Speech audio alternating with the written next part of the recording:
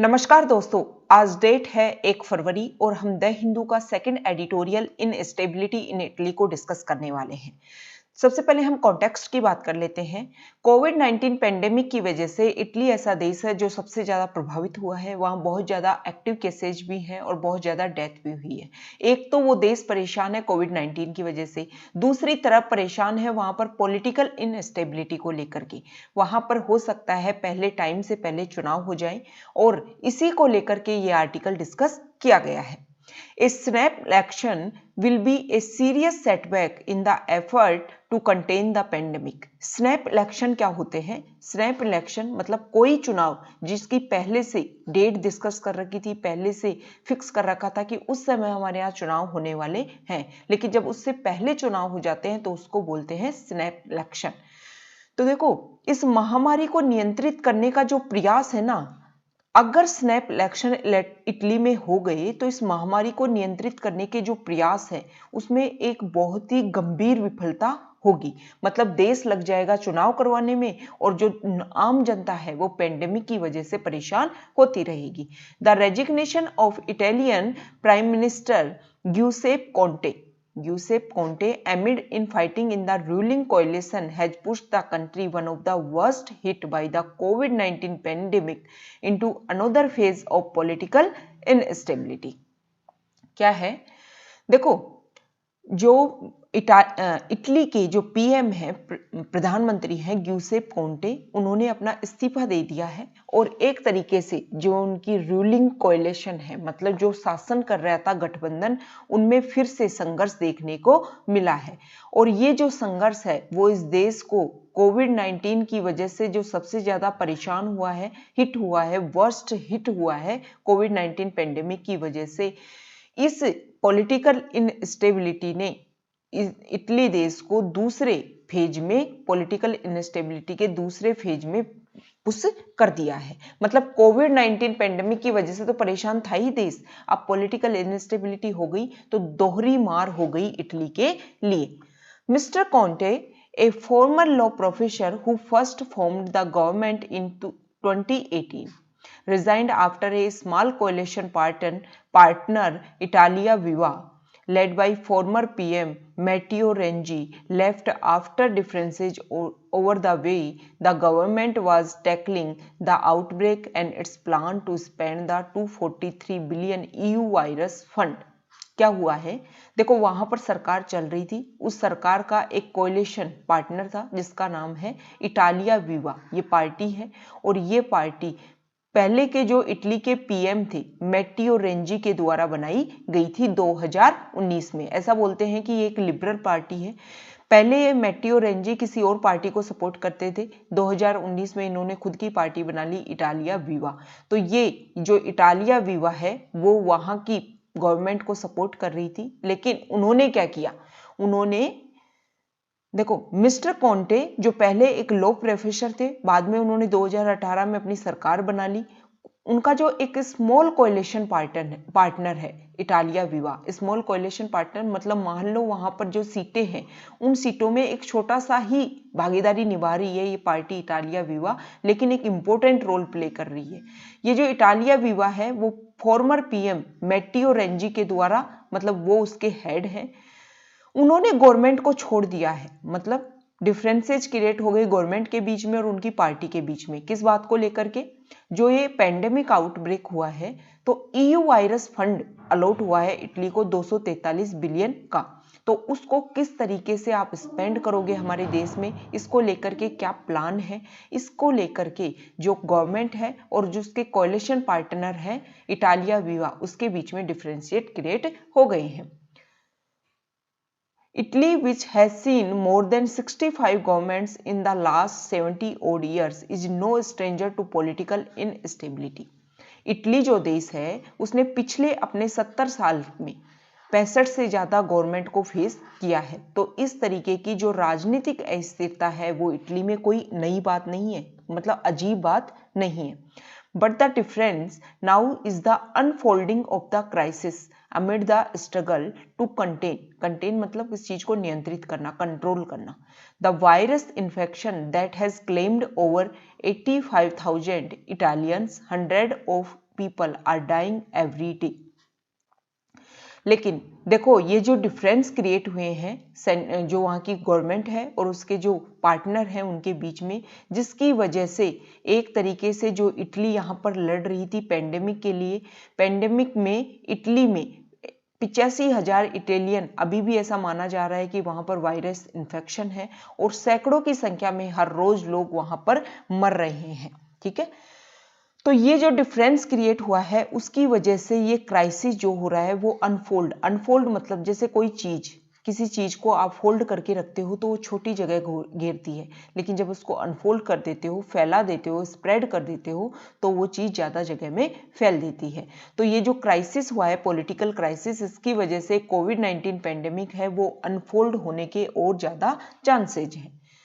The vaccination program which the government rolled out in recent weeks, हाल ही के सप्ताहों में जो वैक्सीनेशन प्रोग्राम है वो भी स्टार्ट हो चुका है इटली में, has been criticized for being too slow. उसकी भी आलोचना की गई है कि ये जो वैक्सीनेशन प्रोग्राम इटली में स्टार्ट हुआ था वो बहुत ज़्यादा स्लो है, मतलब धीमी गति से है। The government has blamed drug maker Pfizer for poor supply. Government ने जो ड्रग मेकर कंपनी है फाइजर कंपनी, उसके ऊपर आरोप लगा दिए हैं कि उसकी जो बहुत ज़्यादा कमज़ोर सप्लाई है, मतलब बहुत धीमी सप्लाई है। Parts of Italy are still under lockdown. Italy के बहुत सारे जो हिस्से हैं उनमें अभी तक लॉकडाउन है। The economy which was battling multiple crises even before COVID-19 struck is estimated to have contracted by 8.9 last year.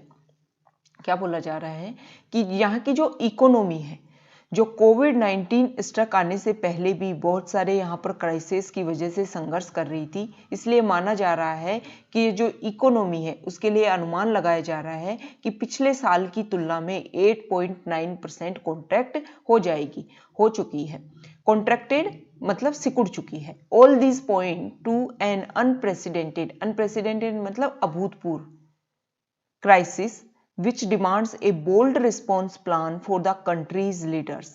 ये सारे जो पॉइंट्स हैं वो इस तरीके की आशा रखते थे कि जो इस कंट्री की, इटली के जो लीडर्स हैं उनकी तरफ से एक बोल्ड प्लान आए, वो ये सारी जो डिमांड्स क्रिएट की जा रही हैं उसकी ध्यान में रखते हुए वहाँ के जो पॉलिटिकल लीडर्स हैं वो ऐसा काम करें।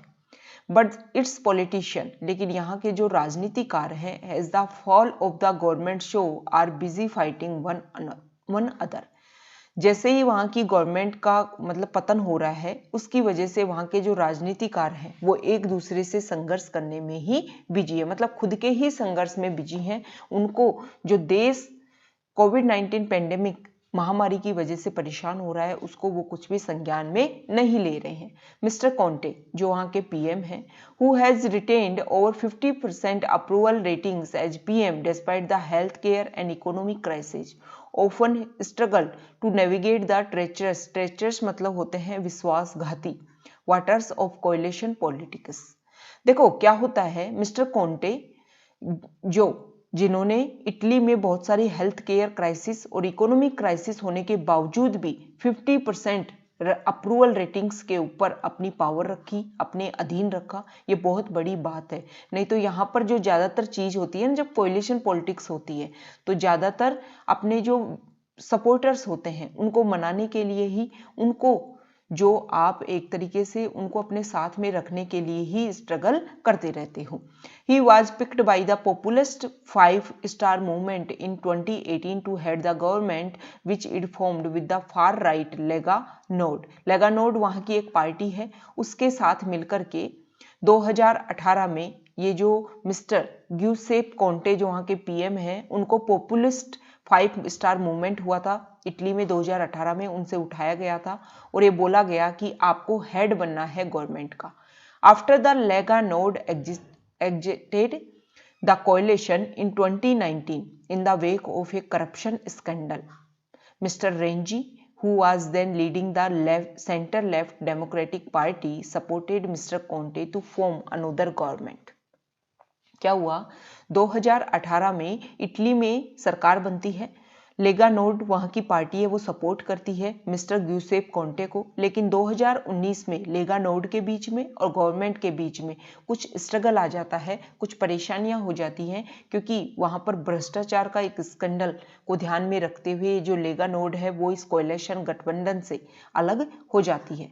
फिर आते हैं फॉर्म में मिस्टर रेंजी, वो सपोर्ट करते हैं। ये जो मिस्टर रेंजी थे वो पहले डेमोक्रेटिक पार्टी थी, सेंटर लेफ्ट डेमोक्रेटिक पार्टी, उसके लीडर थे वो। उन्होंने मिस्टर कोंटे को सपोर्ट किया दूसरी गवर्नमेंट के लिए, ठीक है। मतलब 2019 में जब पार्टी सरकार गिरने वाली थी तो मिस्टर रेंजी ने सपोर्ट किया था पार्टी को। सिंस देन, तब से ही mister Renzi who left the Democratic Party, mister Renzi ने जिस डेमोक्रेटिक पार्टी से सपोर्ट किया था उसको छोड़ दिया एंड फॉर्म्ड विवा इटालिया, और क्या बना लिया, अपनी खुद की एक पार्टी बना ली जिसका नाम है विवा इटालिया। ग्रू critical of mister Conte's leadership. ये जो मिस्टर रेंजी हैं वो पहले डेमोक्रेटिक पार्टी से सपोर्ट किया उन्होंने किसको, मिस्टर कोंटे को, लेकिन बाद में उन्होंने खुद की पार्टी बना ली विवा इटालिया, और जैसे ही खुद की पार्टी बनाई वो मिस्टर कोंटे की जो लीडरशिप है उसके लिए आलोचक बन गई। Their differences have led to the fall of Mr. Conte's second government in less than 3 years. 3 साल से भी कम समय में मिस्टर कोंटे की जो दूसरी सरकार है वो इन आइडियल, मतलब जो आपके विचारों में जो डिफरेंसेज है इसकी वजह से मिस्टर कोंटे की दूसरी सरकार भी गिर गई। पहली सरकार लेगा नोर्ड पार्टी के साथ में मिलकर के बनाई, फिर लेगा नोर्ड ने अपने हाथ पीछे खींच लिए तो मिस्टर रेंजी ने सपोर्ट किया, अब मिस्टर रेंजी ने भी हाथ पीछे खींच लिए हैं। The current crisis could be as much about mister Conte handling of the कोविड-19 crisis as it is about their power struggle. देखो, जो करंट क्राइसिस चल रहा है ना उसके बारे में इससे ज्यादा कुछ नहीं कहा जा सकता। ये कहा जा सकता है कि मिस्टर कोंटे ने कोविड-19 को हैंडल करने के बारे में जो मतलब जितनी उन्होंने हैंडल करने की कोशिश की उससे ज्यादा तो वो अपनी पावर के लिए स्ट्रगल करने की कोशिश कर रहे हैं। मतलब जितना कोविड-19 को संभालने का प्रयास किया मिस्टर कोंटे ने, सेम उसी तरीके से अपनी सरकार को संभालने का भी प्रयास कर रहे हैं। The ball is now in president Sergio Mattarella's court. अब जो मतलब पावर है वो किसके हाथ में है, वहां के प्रेसिडेंट सर्जियो मैटारेला के हाथ में है। वो डिसाइड करेंगे कि क्या होने वाला है। ही कुड आस्क, वो पूछ सकते हैं, कौन पूछ सकते हैं, इटली के जो प्रेसिडेंट है वो पूछ सकते हैं मिस्टर कोंटे से टू फॉर्म अनदर गवर्नमेंट और entrust some other leader with enough support with the job, कि क्या किया जाएगा, या तो आप दूसरी सरकार बनाओगे या फिर किसी दूसरे लीडर को बुलाया जाए इस जॉब को करने के लिए जो प्रॉपर सपोर्ट के साथ में आएगा। If no party manages to win a majority in parliament, अगर संसद में कोई भी पार्टी को मेजोरिटी नहीं मिल पाएगी, the president could call snap elections. जो प्रेसिडेंट है वो स्नैप इलेक्शंस को इनवाइट करेंगे। स्नैप इलेक्शन हम पहले ही डिस्कस कर चुके हैं कि समय से पहले जब इलेक्शन होते हैं, पहले जो शेड्यूल है उसकी जगह जो पहले से टाइम से पहले जो शेड्यूल है उसको छोड़ करके पहले इलेक्शन होते हैं तो उसको बोलते हैं snap election. This is the last thing Italy wants now. ये सबसे अंतिम चीज होगी जो इटली इस समय चाहेगी। मतलब इटली नहीं चाहेगी, एक तरीके से इस लाइन में ये बोलना चाह रहे हैं, इटली नहीं चाहेगी कि जो ये चुनाव है वो अभी हुए and it's politician should realise, और इटली ये चाहेगी कि वहाँ के जो पॉलिटिशियंस हैं वो इस चीज़ को महसूस करें that their first priority should be to arrest the infection wave, कि जो इन्फेक्शन वेव है उसको अरेस्ट करने की, उसको कम करवाने की कोशिश की जाए पॉलिटिशियन के द्वारा। Step up the vaccination programme, vaccination programme जो स्लो डाउन हो रहा है उसको बूस्टअप करने की कोशिश की जाए पॉलिटिशियन के द्वारा।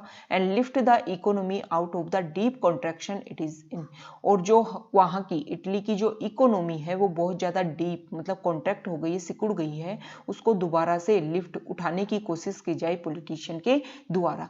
ये सब कुछ चाहेगी इटली की पॉपुलेशन, ये नहीं चाहेगी इटली लास्ट थिंग होगी जो इटली के द्वारा ये चाहेगा कि समय से पहले चुनाव हो जाए।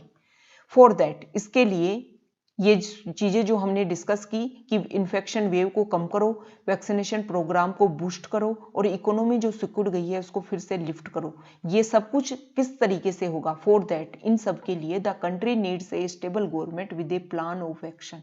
इन सारी चीज़ों को अचीव करने के लिए जो इटली जो देश है उसमें एक स्टेबल गवर्नमेंट होनी चाहिए और with a plan of action, मतलब कार्य करने की एक योजना होनी चाहिए कि किस चीज़ से हम कैसे निपटेंगे। तो ये आज का हमारा डिस्कशन था। हमने द हिंदू का सेकंड एडिटोरियल को अच्छे से समझा। ओके।